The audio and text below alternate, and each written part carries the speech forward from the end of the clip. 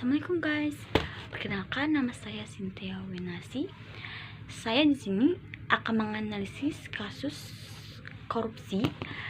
Contohnya itu yang ada di Indonesia itu kan kebanyakan di Indonesia itu pejabatnya kebanyakannya korupsi ya guys.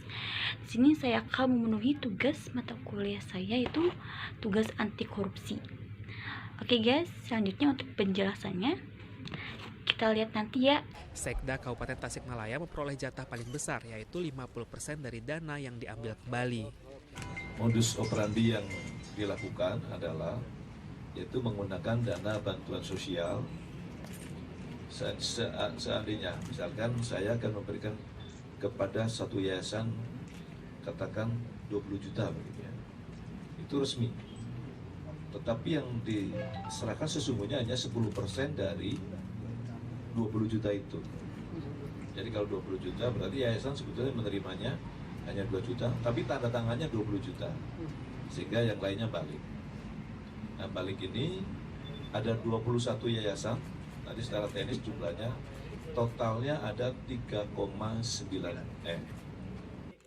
Kasus ini akan segera dilimpahkan ke kejaksaan. Sementara itu, Polda Jawa Barat berhasil menyita uang tersisa dari praktik korupsi ini sebesar 1,4 miliar rupiah, sebidang tanah dan 3 unit kendaraan bermotor. Taufik Hidayat melaporkan dari Bandung, Jawa Barat.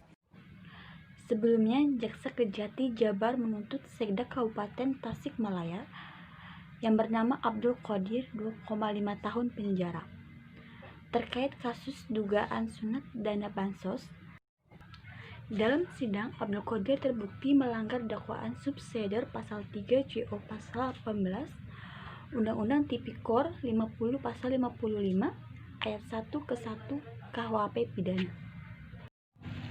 Selanjutnya, meminta majelis hakim menjatuhkan pidana penjara 2 tahun 6 bulan dan denda Rp 50 juta rupiah, subsidiar 3 bulan serta uang pengganti 1,4 miliar, ujar Jaksa Andi Andika Wira saat membacakan tuntutannya.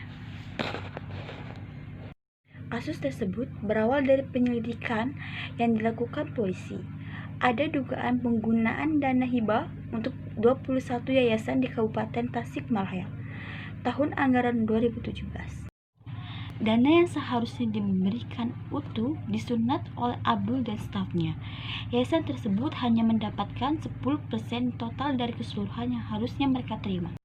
Dari kasus tersebut, masing-masing tersangka mempunyai keuntungan yang beragam, mulai dari 70 juta per masing-masing sampai keuntungan yang paling besar yaitu 1,4 miliar dan Sekda Tasikmalaya yang mendapatkan keuntungan yang paling besar. Berdasarkan hasil keuntungan tersebut, Inspektorat Tasikmalaya nomor 700 atau 1129 Inspektorat tanggal 28 September 2018 dengan hasil negara mengalami kerugian mencapai 3,9 miliar.